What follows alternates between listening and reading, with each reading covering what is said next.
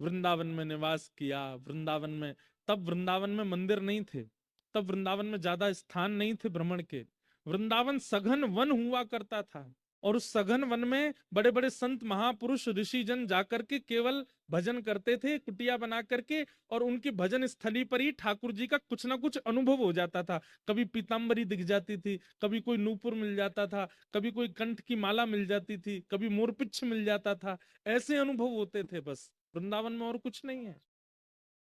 यमुना जी में स्नान करके शाम का समय हुआ तो व्यास मिश्र जी बोले, तारा अब रात्रि का समय है, एकांत सघन वन है, यहां से हमें चलना चाहिए। तो वृंदावन से चलने की बात सुनते ही रोने लग गए कि मैं इसको छोड़ के कैसे जाऊं, यहां तो मेरे प्राण बसते हैं। मानो तारा मैया के मुख से मां नहीं बोलती हैं, उनके गर्भ में बैठे हुए हरिवंश बोलते हैं। लेकिन व्यवस्थाएं वहां थी नहीं कुछ भी रात में रुकने की, तो निकलना पड़ा।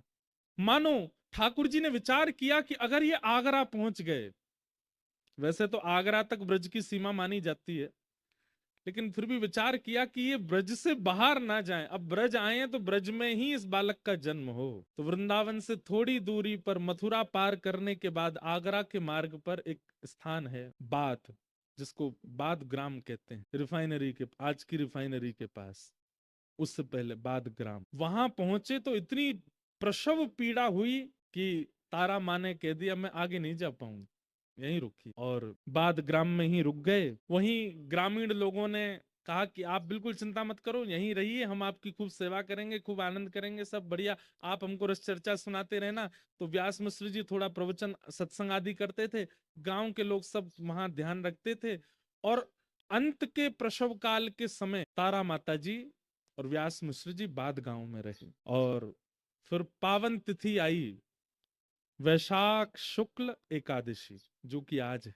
वैशाख शुक्ल एकादशी, और वार था सोमवार। आज कौन सा वार है? सोमवार तो नहीं है, लेकिन बाकी तिथियां तो मिली गई। वैशाख शुक्ल एकादशी, और वैशाख शुक्ल एकादशी की पावन तिथि पर श्री ब्रजमंडल के बाद ग्राम में तारा मैया की कोख से श्री राधा वल्लभ लाल जी को वृंदावन में विराजमान करने वाले श्री हितरवंश महाप्रभु का प्रादुर्भाव।